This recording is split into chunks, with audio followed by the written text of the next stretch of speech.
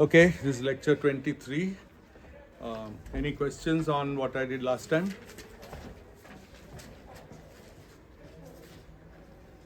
None?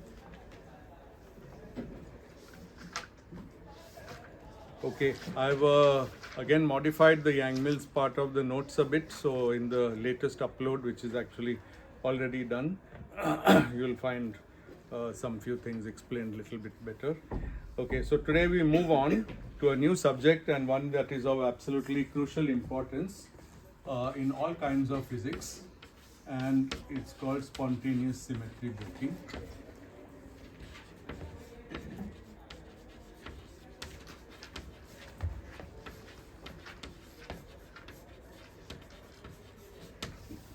And we'll see how it goes, but I believe that with all the tools and techniques I've taught you about how to quantize a Lagrangian using the path integral, you will find it quite natural to understand what I'm going to do today. It was not so natural, I think, for people who had to understand this a priori in the canonical quantization way, but in the path integral way, it's really natural, and so that's we'll see. We're not going to actually do path integral today, but we are going to see what would happen if we did a path integral of some class of simple theories. One thing I'll mention here is that there was a Nobel Prize for this concept to Nambu, and you should look up his Nobel Prize citation. I don't remember when the prize was given, but not very, very long ago. And yeah, just mention the name so that you know. A very distinguished Japanese theoretical physicist who worked at the University of Chicago. Okay, so today we are going to consider Lagrangians that you will find very, very familiar. One of them will be the Lagrangian of a free scalar, not free, an interacting scalar field which is real.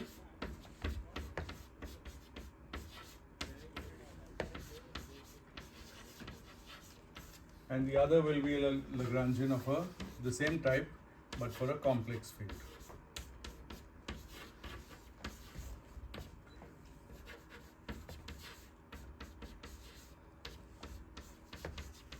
Up to now, we have seen that these are fairly similar things. Like for that you can write equations of motion, for this you can write equations of motion.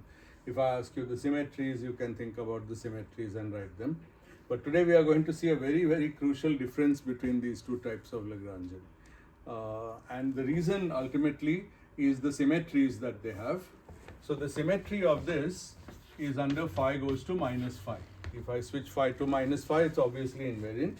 That's a discrete symmetry.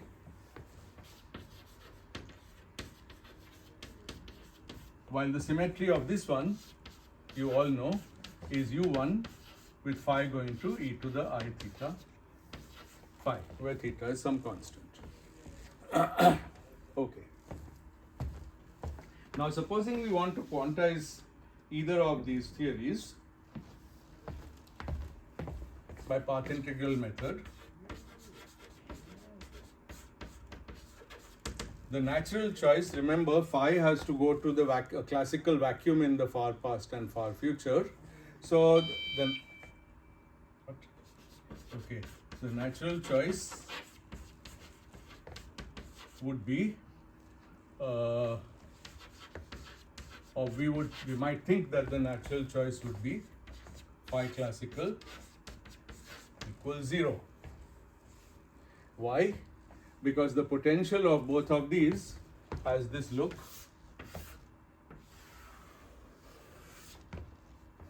In both cases, actually. The only difference is that in the real case, it really is this thing. And what is this thing? Far away, it's like a quartic, so it goes up very steeply. But close to the origin, it's more like quadratic. It is actually like quadratic, that's all. But whatever it is, it has its minimum at 0. This is phi, this is v of phi. So this is the potential for that case. For this case, it's just a little different.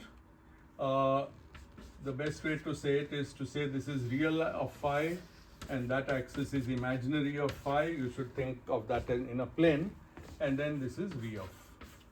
So it's v is a function of two variables, real and imaginary of phi. And what does v look like in this case? It still looks the same, but you should think of it as rotated like a bowl. Okay?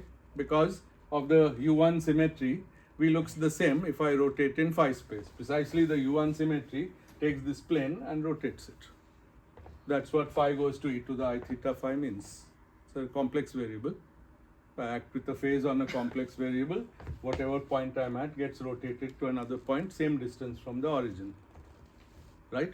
So the potential looks like this. Is that clear? I see some people nodding, but not everyone. So please be very convinced of this. The potential is a function of all the fields in the theory. So technically these are different. They have the same shape, but this one is what they call the solid of revolution. You just take that shape and revolve it around the vertical axis, you get this shape. Good. Yes?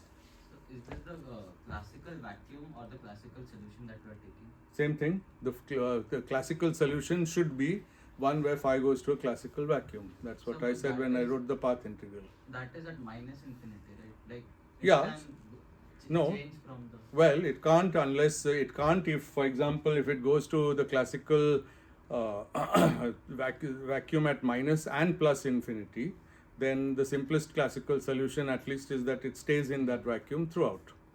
Okay? You can imagine more complicated vacua, but at least the simplest one is that. In general, there are more complicated ones. You're right about that. But here we are simply saying the classical solution will be phi classical equals 0. Now, we made an assumption implicitly without saying it that lambda is positive and m squared is also positive. Okay? Only then these shapes are true. If lambda was negative, then things would be very bad because at far large distance away for large phi, it would be going down and we would have a unbounded below potential. So that we shouldn't have. So lambda going to 0 is required. But what about m squared?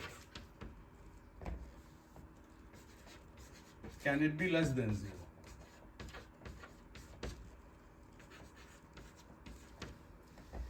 And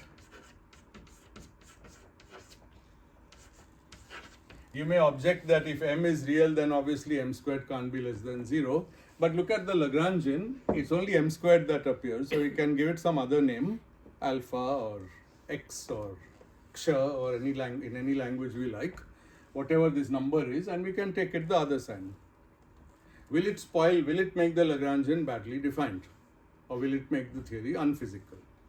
Well, the theory always has a phi-4 potential also in addition to this term. So whatever this term does is not going to make the potential turn downwards because for large phi, this will always win.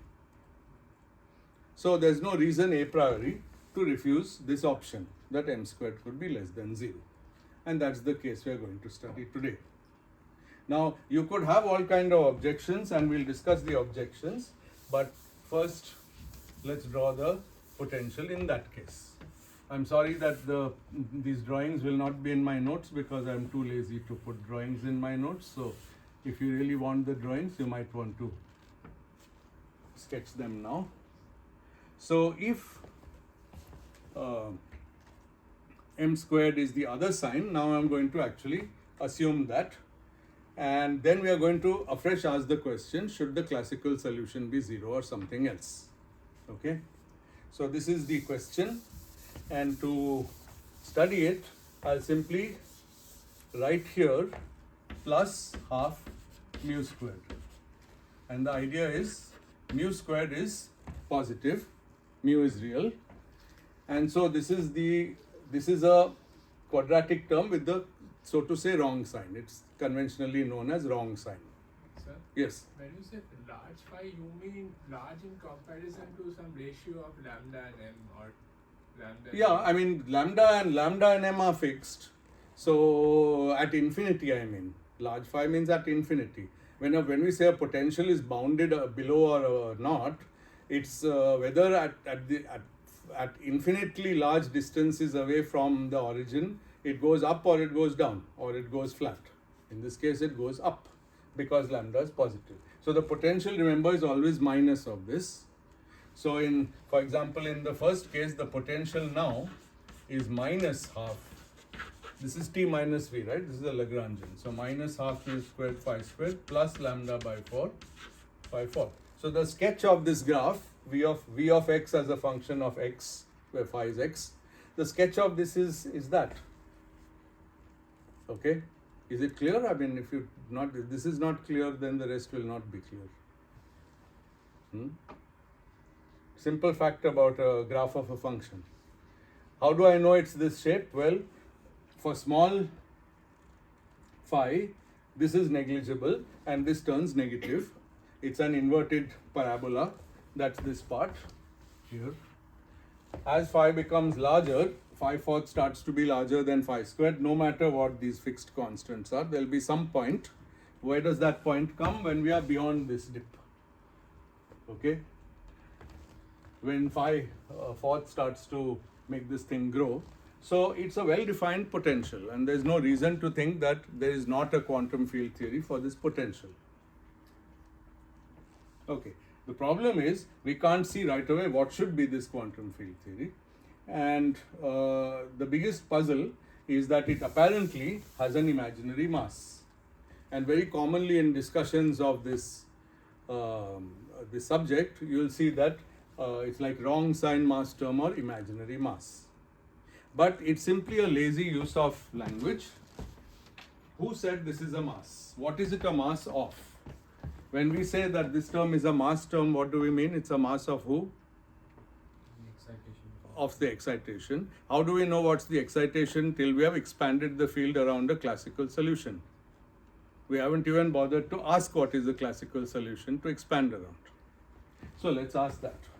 So let's work with Lagrangian 1 first. So I'll work with 1 for some time and then we'll see what is the situation with 2. So right now, from now on, we'll be working with 1. So I can actually erase this. Okay. So the classical solution, which is that phi goes to the minimum of the potential. So phi should be constant. So this term doesn't contribute. And I should simply take dv by d phi equals 0. That gives me the stationary points. And the answer from this is mu squared phi minus lambda phi cubed. And this is equal to phi times mu squared minus lambda phi squared. So there are 3 stationary points. 1 at phi equals 0 and 2 at values phi equals plus. So implies phi equals 0 or phi equals plus or minus mu upon square root of lambda. From that graph, you know immediately which is what. This has to be 0 because the potential, as I've written it, it vanishes at phi equals 0. So that's that point. And the other 2 points are this. So we've just learned by calculation that this point is mu by root lambda. Okay, and this point is minus mu by root lambda. And indeed, we see that these are 2 genuine minima of the potential. They're absolute minima, just you can see by visual inspection. Why are there 2? Because of the discrete symmetry. Except the discrete symmetry was there even with the other sign, with the normal sign of this term. Okay, then there were not 2 vacua because the vacuum was that time at 0. So at 0, of course, minus of 0 is also 0. But here, the minimum is somewhere else, then there has to be another one by symmetry. So there are 2 minima related by the symmetry, phi goes to minus phi. Okay. So now what shall we do to quantize this? I need to pick a classical solution, but I am not allowed to pick 2 classical solutions at once. I have to pick 1 classical solution. So what solution shall I pick? Certainly I should not pick this one. This is not a minimum. It would be a bad idea to pick it. If I did pick it, what would I find? That the apparent mass of the corresponding particle is imaginary. That's the statement that people make when they stare at the Lagrangian answer, say, oh, this has an imaginary mass term. It's not an imaginary mass term, it's what it would be imaginary mass if you insisted on being foolish and expanding the theory around a maximum of the potential, which we should never do. Actually, I can say more, though I won't put it in the notes. I can say more, but it may confuse a few of you. The fact that it's imaginary is exactly the fact that this field doesn't have excitations around this point. On the contrary, it's trying to roll down. It's an instability. This is an unstable point. That is the reason why it's imaginary. Okay, you will find as you do field theory that in many imaginary situations, in many unstable situations, we find something which looks like imaginary energy. It's a signal of instability. So never mind all those words, but phi equals 0 does give me some apparently imaginary mass, but clearly it's the wrong thing. It's not the vacuum. It's not even nearly the vacuum. It's totally the wrong place to expand around, and we should not try to do the path integral around that. How does Yes. phi equals to 0 lead to imaginary mass? I guess. Well, the original Lagrangian had imaginary mass, and phi equals 0 means eta is the same as phi itself, right? Phi classical equals 0. Okay. This phi classical. I'm trying to solve the minimum of the potential to find the classical solution. So there are three classical solutions for which the potential is stationary. So if it's stationary, it means they do solve the equations of motion. There's no other constant value of phi which solves the equations of motion except these three values. But one of them, 0, leads me back to the original Lagrangian which I just erased, in which the mass looks imaginary. And that's not surprising because I shouldn't be taking this. I shouldn't be interpreting that quantity as the mass. Let's write it again. If I'm choosing plus mu squared by 2.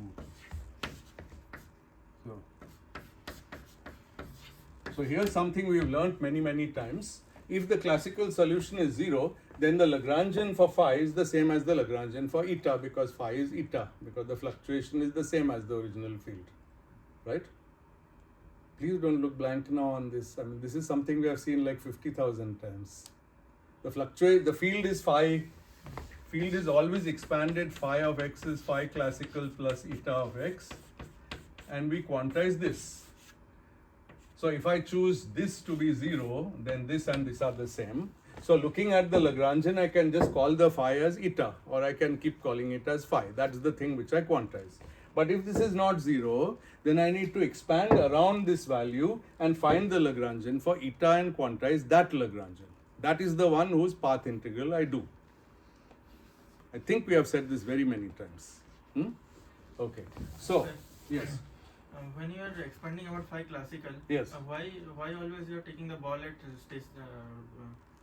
not moving, rolling, Yeah. oscillatory? Yeah, I told you just now, it's what I answered him. You can take more general classical solutions, but at least let's try to understand the theory expanded around the simplest classical solution. Okay.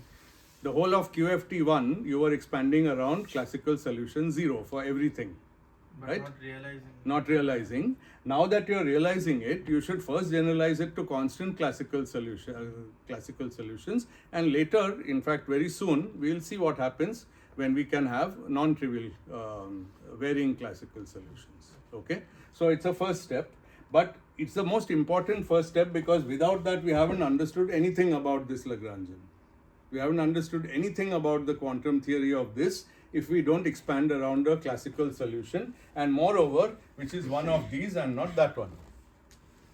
It's just in our mind, if we are trying to expand around phi equals 0, that we see something looking bad about this. It's just that we are doing a wrong thing in our mind. So we should do the right thing. So here is phi classical. Yes. So one of the plausibility kind of argument that you gave Huh. to pick phi equal to 0 was that the Hamiltonian would then vanish. Yes. For far future Yes. and far past. Yes. But if it is a constant, then Yeah. you would have a 5-4 term and then it would blow up when we integrate over. Yeah, but that will be a constant in the vacuum energy. That's not an interesting constant. So for example, I can always subtract from this.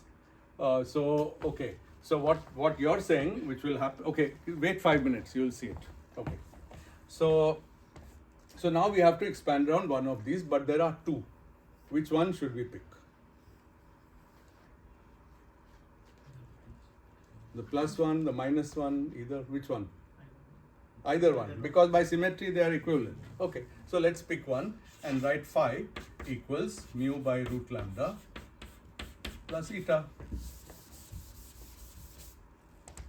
Simple, and let's do it. Now you'll be surprised, just plugging this simple thing into this leads to a number of surprising illuminations. Okay, so let's do it. So L, first of all, this is a constant. So this term, I can just write it on eta. Okay? I've just shifted by a constant, it doesn't affect this. This term is mu squared by 2, mu by root lambda plus eta squared. And the last term is lambda by 4, mu by root lambda plus eta to the fourth. This can't be rocket science to expand this, we'll just do it. But to be systematic, we'll collect together following things. First of all, this one we don't need to discuss further. So I'm just going to temporarily forget about it and keep working with this, and we'll put that back at the end. Secondly, this term has constant, linear in eta and quadratic in eta. This has constant, linear, quadratic, cubic, quartic.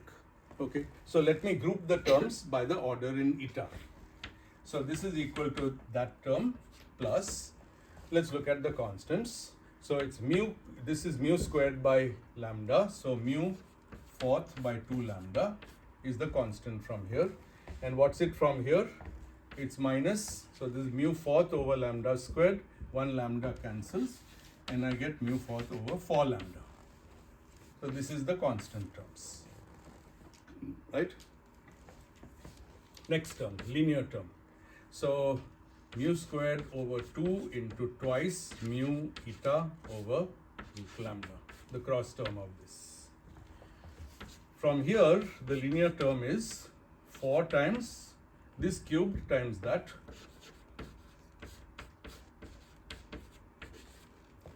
Okay. Then quadratic terms. So quadratic term comes from squaring this. So I have mu squared by 2 eta squared.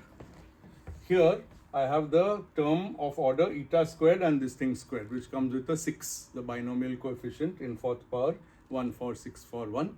So I get minus 6 by 4, so 3 by 2, mu squared upon lambda eta squared. Okay. Then cubic and quartic come only from here, they don't come from there at all. So the lambda will be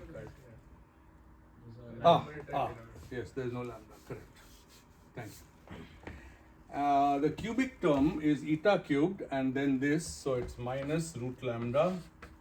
4 cancels in the cubic term, mu eta cubed, and the quartic term is simplest of all, that. So we finished expanding the Lagrangian around our classical solution. It was a bit longer than we probably expected, but all kind of interesting things will happen. First, let's look at the constant term. This minus that gives me mu to the 4th over 4 lambda. What is this number? This is a number in the Lagrangian. So it's minus, it's a negative of this is the value of the potential at the origin in eta space. Where is the origin in eta space? It's here, because we expanded around here. So it must be the value of the potential at this point. You can see that the potential is negative. That negative value you can evaluate. You simply find the minimum of the potential and then evaluate the potential at its minimum. And that minus of this number is what you get. Okay. Now, if for whatever reason, as Aditya was saying, this is his question. This is the constant. This constant in the Lagrange density will give me an infinite energy in the Hamiltonian if I integrate over space. That doesn't look good. But on the other hand, I could just remove it by adding this number in my original Lagrangian. So I've shifted the potential from V to V plus this number. So I've simply raised it up so that the minima are at V equals 0, energy gone. Lesson in this is that the vacuum energy in a quantum field theory is something that you can adjust since we have nothing to compare it with. So we can always adjust it by a constant. Now this isn't true in a theory of gravity, because in gravity there's a global meaning to vacuum energy. But in a theory without gravity, you can simply set the zero of your energy, and so we can forget about this term. In any case, let's say that even if you don't set it to 0, in fact I don't like to set it to 0, what's it going to do? Is it going to affect the path integral? How? It will just give me some infinite factor outside. It doesn't depend on eta, so it's outside the path integral. So I can absorb it into the measure, which, as I've repeated countless times, the factors in the measure always cancel out, so we don't have to worry. So we just forget about it. Next. Yes. Constant came with a positive sign and we want to, negative sign, and we want to look at the partition function. Yeah. Then it would be a problem, right? If we want to look at the partition function, yes, and in that case we would do this. That's right. Yeah, we would shift it. But if you want to look at correlation functions, it wouldn't matter at all. Okay, now let's look at this. Now there are some cancellations. So this, the 2's cancel, mu cubed over root lambda. So it is just mu cubed over root lambda eta. And here the 4's cancel, lambda cancels with lambda 3/4, and what do we get? Mu cubed over root lambda. And so these are exactly the same, and they cancel. Why did they cancel? Because we expanded around a classical solution. The linear order has to vanish. That's the definition of classical solution. If you expand around any value of phi other than 0 or plus or minus mu by root lambda, then these two terms are not going to cancel. And the linear term in the Lagrangian is a signature of the fact that you have not expanded it around the solution of the equation of motion. So there should never be a linear term in a Lagrangian. It doesn't make any sense that it's something arbitrary, just linear, and you can always get rid of it by simply making sure that you have expanded around a solution, and we have done that. So we are good. So that cancelled directly. This cancelled by just shifting the zero of energy. So lots of worries gone. What's left? Well, this and this.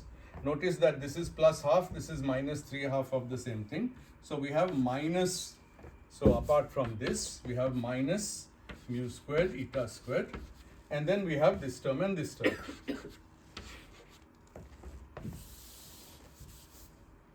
So a Lagrangian is a real scalar field, eta, but now its classical solution is eta equals 0 because we have already it's the fluctuation variable. By definition, its classical value is 0. And it has this mass term. Is this a good mass term? This is a good mass term. This is the opposite sign of what we started with. So we actually have a sensible mass term. And what is the mass? Root 2 times mu. So look, surprise upon surprise. We started with a Lagrangian that looked like having an imaginary mass. We did something correct by expanding around the classical solution, and we found that actually the fluctuation doesn't have an imaginary mass. It has a perfectly real mass, and the mass is not exactly the parameter we put there, but root 2 times that. Why root 2? Well, it came from the calculation. I don't think there's a deep explanation. Okay, the deep explanation is the following. The value of the mass when I have a minimum is basically the coefficient of the quadratic piece of this function around the minimum. Any generic function will, when you expand in small fluctuations around the minimum, the leading term will be quadratic, and whatever is that number, that's the mass. That's always the mass. You can also see from this that the mass of an elementary particle is the same as the sort of difficulty that the field has to climb up from its minimum. That's really what mass means in QFT. Okay, more steep this thing is, the more mass there is. Of course, you could have weird situations where the minimum doesn't have any quadratic term. Those are very special. Okay, so it's not literally, but very near the minimum, then it would look flat, and then we would say there's no mass. If there was no mass, quadratic term, then then in a potential, then near its minimum it would look more flat because the lowest order fluctuation isn't there. And I see people looking very doubtful. You have played with functions, no? Yeah, okay. Okay, good.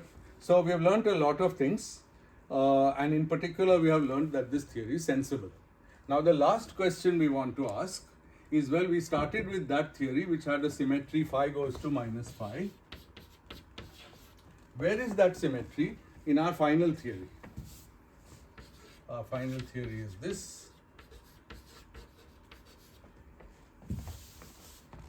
This plus this plus this plus this. It's a eta to the fourth theory, and it's perfectly sensible. Again, we need not worry about this. It makes the potential look a bit wonky because when eta is negative, this term will be of the wrong sign. But for large eta, this term always wins. So we don't really care if this term is there or not. Okay? But this theory, where is the signature that it has any symmetry under phi goes to minus phi? There's no visible, if we just gave you this theory, would you notice any symmetry? You wouldn't. But the symmetry is there because phi goes to minus phi and phi is equal to mu by root lambda plus eta, means that the symmetry is eta goes to minus twice mu by root lambda minus eta. Okay, and what it means is that eta has to be such a large fluctuation that from this vacuum we go to that vacuum. Okay, but if I focus on the physics only around this vacuum, I'm never going to see that vacuum, and so for small fluctuations of eta, the symmetry won't even be visible. So we have a kind of paradoxical situation. One, the symmetry is very much present, it didn't go anywhere.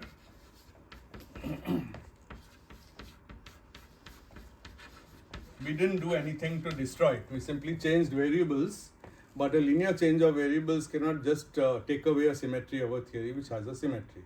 So it's there, but symmetry is not visible, particularly in perturbation theory. Why particularly in perturbation theory? Because in perturbation theory, I treat eta as a small fluctuation and I work in powers of eta. My higher and higher terms are just higher and higher powers of eta. But that means I'm expanding around eta equals 0 and taking the fluctuations to be small. Otherwise, in general, I cannot neglect the highest powers of eta. I could not do anything like quantize the quadratic part and then do Feynman diagrams and all those things which we have discussed. None of that I could do. So there's this paradox. Now I emphasize that these are just words. Okay, the reality is the symmetry is eta goes to minus that thing minus eta. So far so good. And the reality is that we'll be doing perturbation theory.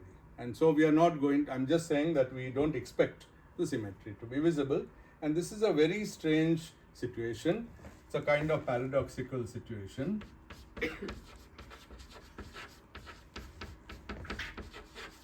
So I would prefer to call it a very subtle situation. So this is the word I would like. There are other words. So Sidney Coleman has used the word secret symmetry. Some people call it hidden symmetry. Symmetry is there but hidden. And the general name for this phenomenon is spontaneous symmetry breaking.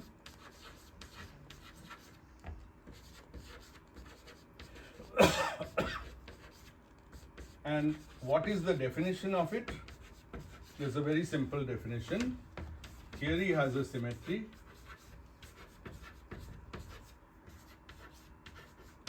Vacuum does not have that same symmetry.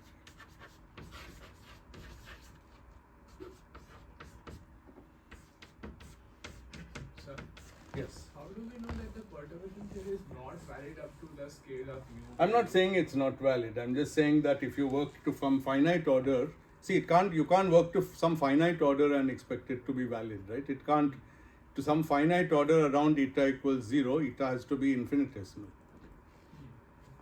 That's all I'm saying. If you can do something exact, if you can take into account all orders, maybe in this simple model, maybe you can see the presence of the other vacuum. But the theory is now naturally defined as a theory of fluctuations around that. Actually, if you think about your question, it's the same question as asking that when I do quantum electrodynamics, I expand around 0, which is the universe I'm living in. How do I know that by some large fluctuation I don't discover some other universe, some other minimum of my potential of the theory? We don't know really. And in fact, people apply this kind of discussion to theories of the early universe and to the presence of, you might have heard of false vacuum in the early universe, these kinds of things. So these all are the same question. So it's not that we can't access them, but that the theory as defined is sort of, it's a theory of fluctuations around that, or it's a theory of fluctuations around that. And the fluctuations around this or around that are related by symmetry, but each of them is not separately invariant under the symmetry. And that's the same statement that these two vacua are related to each other by symmetry, but each of them is not invariant under the symmetry. Sir, Yes. here both of, like, because you have the symmetry that psi goes to minus psi is leaves the Lagrangian invariant, you have both the vacua are symmetric. But if No, both the vacua are related by symmetry to each related other. by the To symmetry. each other. Right. So, but what if one minimum was like lower than the other? Yeah, minimum? good. So then we would have a situation where actually there would be a true vacuum and a false vacuum. The metastable one would be false vacuum. Okay? But then And how do we know which solution to like? well, We would expect it to be around the minimum. we would expect it to be around the But it minimum, could but also if we accidentally expand in the other one, then our universe would develop some instability due to that field tunneling through the barrier. It's actually tunneling. But that tunneling, this now becomes a cosmology question. That tunneling is highly suppressed in the limit of large volume of the universe. So it's not something that we need to worry about. However, there's a very interesting fact. Now I'm getting a little bit out of my topic, but let me say it, which is that this tunneling between, you know that probably in quantum mechanics, there's no problem about such a potential. It's actually the ground state of the theory is not sitting there, nor is it sitting there. It's made of the even and odd parity combination of wave functions there and there. Okay? And that is due to tunneling between these two vacua. So here we are imagining that such tunneling does not play an important role. And the reason is that we are in a field theory in three-dimensional space, and tunneling is suppressed by the volume of that space, which we are taking to be infinite. However, interestingly, if I was doing field theory in one-dimensional space, that is 1 plus 1D field theory, then tunneling is not suppressed. And so there's a theorem in condensed, it's actually a theorem in condensed matter, which I can write for you here, just briefly. It's called the Mermin-Wagner theorem. You can look it up. It's that no spontaneous symmetry breaking in 2D. Spontaneous symmetry breaking, namely this thing, simply doesn't happen in 2D problems. Like it doesn't choose one vacuum. It doesn't choose one vacuum because tunneling takes place and mixes the Both are vacuum. equivalent. Yeah, the wave function spreads over both vacuum. We are in 4D, so actually you could, so actually it should be the other way. Tunneling we know is a phenomenon, so therefore we should always question why this discussion of being in one vacuum or the other vacuum is sufficient to conclude that there's spontaneous symmetry breaking. One approach would be to say, well, even if it's approximate, it would take a long time to tunnel from here to here. So during that time, which could be all our entire lifetime that we are studying this theory, we would be in one of the vacua and we would see spontaneous symmetry breaking. So even if it's approximate, it's still a phenomenon whose effects we would really see. Okay, but as I said, that was a digression. So spontaneous symmetry breaking is the fact that a theory has a symmetry. In this example, phi goes to minus phi, but the vacuum doesn't have that symmetry. All right, yes. Where does the spontaneous word, why is it? The spontaneous comes from the fact that we didn't break the symmetry in the Lagrangian. The Lagrangian has its symmetry. Original Lagrangian has the symmetry, and we didn't add any terms to it. See, if I added to this Lagrangian a term phi cubed, I would have explicitly broken the symmetry. I didn't do that. So you can't blame me for the symmetry breaking. You have to blame the theory. The theory on its own breaks its own symmetry because it simply decides to settle into one or other vacuum. So I'll give you a mechanical analogy which some people find useful. Now this Lagrangian I needed, but never mind now. It's okay. Mechanical analogy. Imagine I have a tap and it's dripping drops of water. And here, and for some reason, let's say the drops can only move left, right, not in and out, because this is just an analogy. And here I put a hairpin. You know hairpin? Just a piece, a wire, metal wire bent into this shape. My drawings are never symmetrical, but it's meant to be completely symmetrical. And I put it so that the tip is directly under the place where the drops are falling. What is the water going to do? So it has only two choices. One choice, the drop is going to fall and sit here, next drop is going to sit on it, third drop is going to sit on it, and before long we'll have a pile of drops. Second option, one drop is going to randomly choose one of these directions and roll down. And then by surface tension, the entire stream will start rolling down one side or the other side. But we can't say in advance which one it's going to do. Okay. Now, which of these sounds plausible to you? I'm sure you have all done some experiments in your life. How many times you were able to pile up drops on top of a... Not very easy, right? But, you know, I mentioned this because there will be some among you who will say, but if the drops are infinitely thin and this is actually perfectly symmetric, they will pile up on top. You see? But how is that a physics answer? It's like balancing a pencil on its tip. The physics answer is that they will do this. Now, what will induce them to do one or the other might be a random thermal fluctuation or a quantum fluctuation. Okay? But we don't need to know the mechanism by which they choose one or the other. We simply notice that they will choose one or the other. They have no choice. Okay? So, Yes. when we write the propagator, we sum and we have multiple classical solutions. We sum over, like we expand around each classical Yeah. solution. Sum Good. over, right? Good, So- good. You have actually caught me because I told you to sum over classical solutions, and that actually is not what we should be doing here.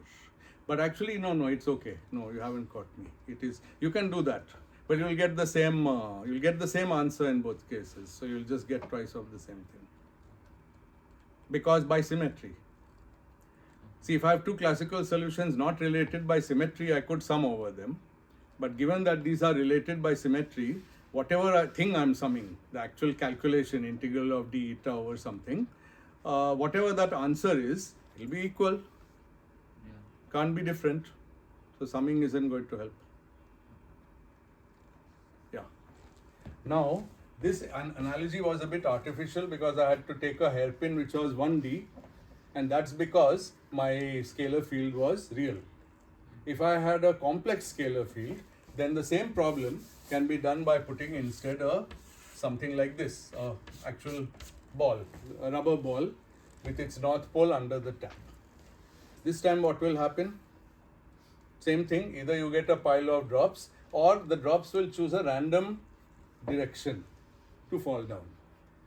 Okay? So in this model, the spontaneous symmetry breaking will pick one vacuum out of a continuous family of vacua which span a circle of a 2 pi angle.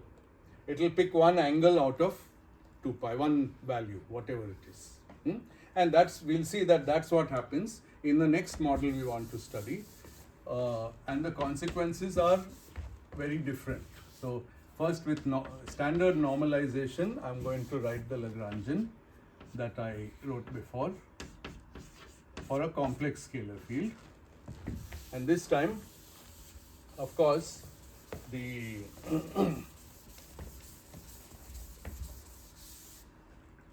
symmetry is u1 phi goes to e to the I theta phi. Yes. So when you say we have to add all the classical solutions, Ah. like phi equal to 0 is also stationary in the sense that It del is. V by del It is. psi Yeah. 0. Yeah. But we add stable classical. If we add an unstable classical solution, we'll get some negative. You see, if we include unstable classical solutions, all we'll be doing in our solution is including the probability that something started life sitting here and is rolling down, and therefore has an imaginary, effectively imaginary mass. we will So we also can. include- So actually, we should do it if we want to study problems of instability. So we'll be adding the component of it going from that unstable state Yes, to the exactly. stable Yes. state. Okay. So, for example, it could be that phi is a scalar field which, when the universe was formed in the Big Bang, happened to end up here. And maybe at that time the potential was just a ordinary V. But as the universe cooled, this is not an imaginary scenario. This is exactly the scenario for some aspects of cosmology. As the universe cooled, its effective potential took this form. And now phi suddenly found itself stranded over here and had no choice but to roll down here or here. Or maybe if it was complex, then it had a circle of values to choose. And then that problem can be studied by path integral, expanding around where it started. It's not the problem we want to study now because we want to study the universe in vacuum now. So then we should take the Lagrangian of today and expand around the minimum that's actually the minimum today. So that rolling that you said, Ah. that means is that related to particle antiparticle? No, it's not related to particle antiparticle. This is just a scalar field. It could be real. It's called the inflaton. Yeah, in cosmology. This scalar field is not necessarily some. Anyway, let's not go into cosmology here. I'll not finish the lecture. We can talk about it later. Okay, so what should we do here? We should again find the minima of the potential. And if we, for example, take the stationary with respect to phi star, then we get the answer that it is mu squared phi minus lambda phi star phi. And maybe actually now I realize I should have probably put a 2 here. For complex fields, that's a better normalization because there are only 2 phi's, so when I differentiate it in phi, the 2 goes. Okay, I think the notes have an error, I should replace that. Okay, so this tells me phi could be equal to 0 or phi star phi is equal to mu by root lambda. Sorry, rather square root of that. So mod phi is equal to mu by root lambda. So what is the picture?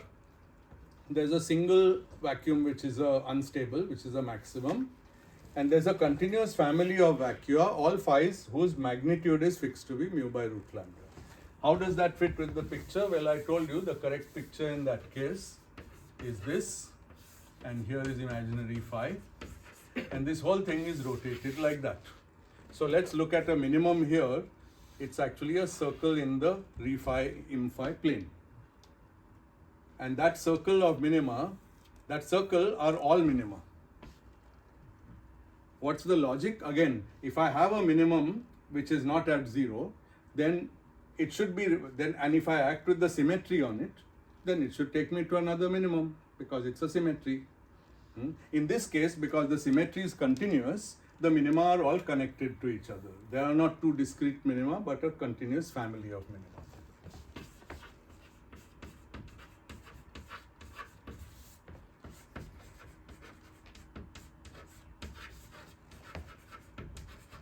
It's just called the circle of minima very often because it's a circle.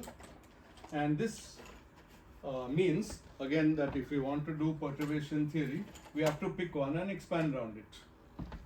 So now which should we pick? Well, as usual, we have to pick arbitrarily. So what we could do is just write phi, the complex phi, as mu by root lambda plus eta, same as I did before. The difference is that before I could have picked plus or minus of this. Now I can pick any phase times this. Phi is complex, eta is also complex. I can pick any of the minima with any arbitrary phase, but I can as well take the phase to be 0. Phase also is a number which is just defined modulo some reference point. So I can just choose that define my angle along that thing to be 0 and take phi expanded around this value. Okay. Now it's a simple exercise. This is a complex variable. So phi star is also mu by root lambda plus eta star, and you just put that in there and expand and you will get something.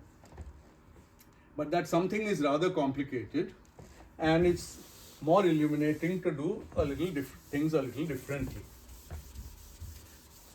So the idea we are going to introduce is, supposing what's a complex field? It's a complex number valued field, and a complex number is a real and imaginary part. But there's a different way to represent complex numbers, namely by modulus and phase. So let's see if we can parameterize our complex field as 1 by root 2 r of x e to the I theta of x. Now I apologize for this notation. Earlier I used theta as a symmetry parameter. Now I am using theta as an actual field because it's an angle valued field.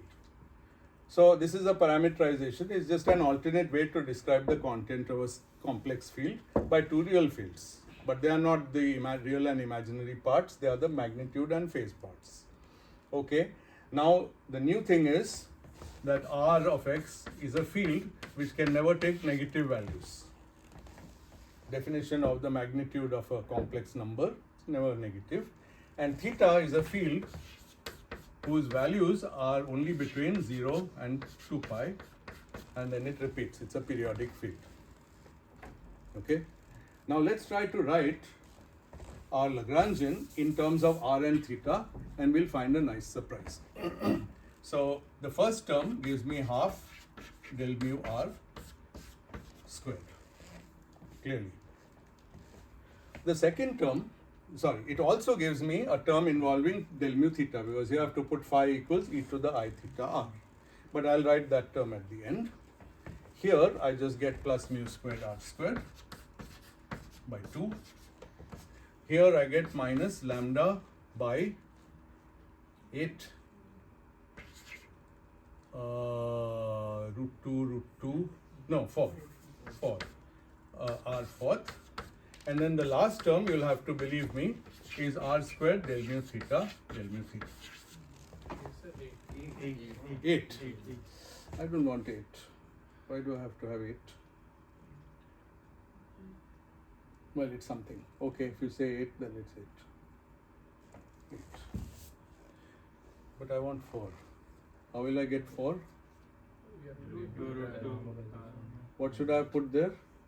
Just lambda. Just lambda.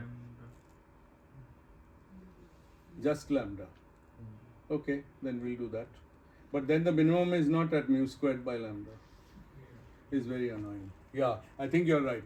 I should put just lambda. The minimum would be at mu squared by root 2 lambda or something.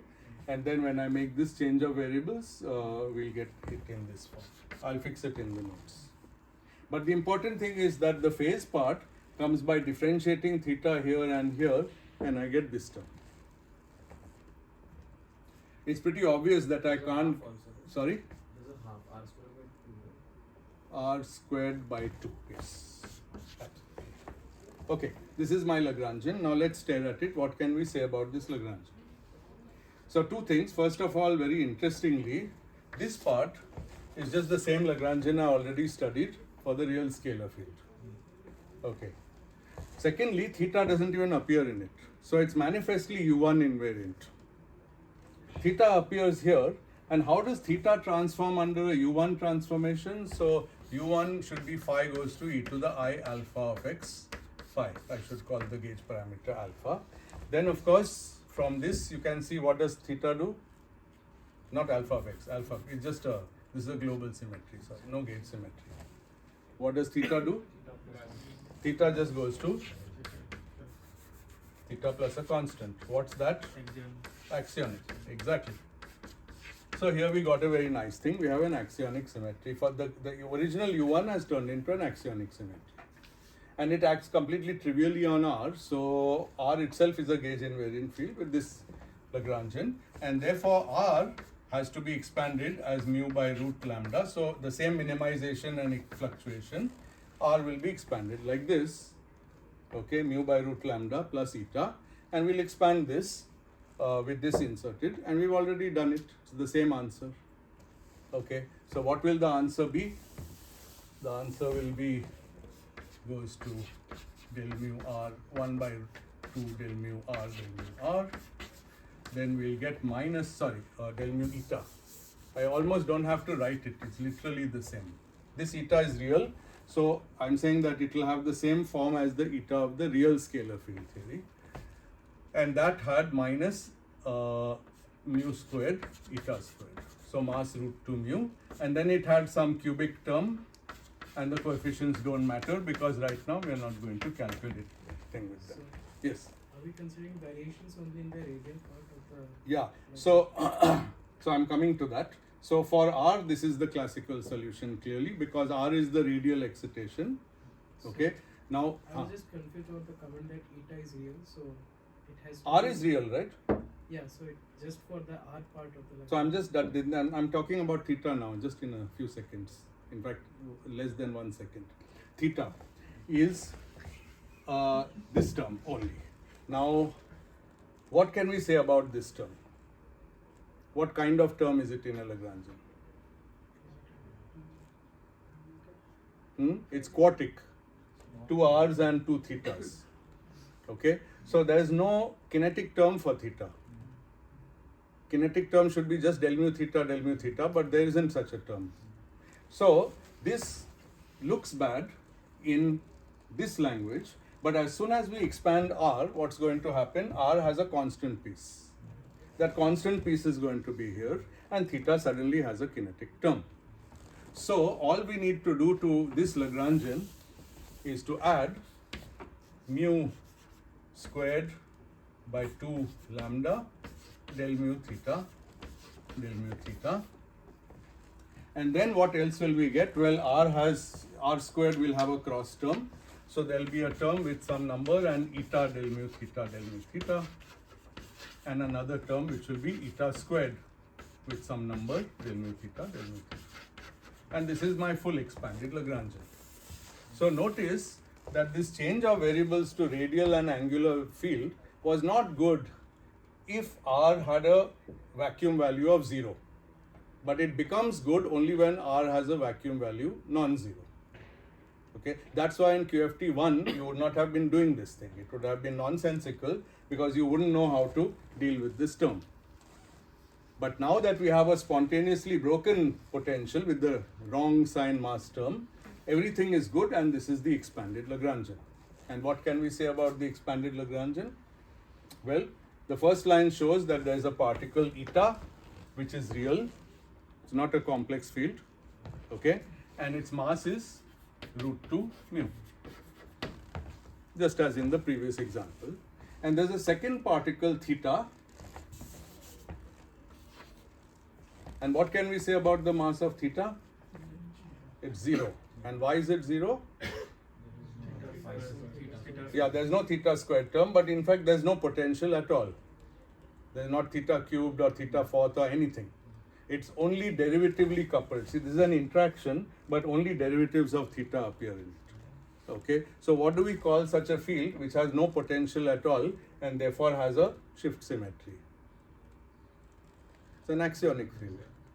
Axionic means more than just being massless. It means it can't have any potential. Okay, and this symmetry is what? It was inherited from the U1 symmetry we started with. So it has to be there. We never broke the U1 symmetry. So this symmetry is there. Therefore, theta is massless and in fact free of potential, no potential. Okay, and this statement is that theta is a Goldstone boson. So by definition, a Goldstone boson is a boson that's always produced when there's spontaneous breaking of a continuous symmetry. There was no Goldstone boson in my first example because I didn't have a continuous symmetry. I only had phi goes to minus phi.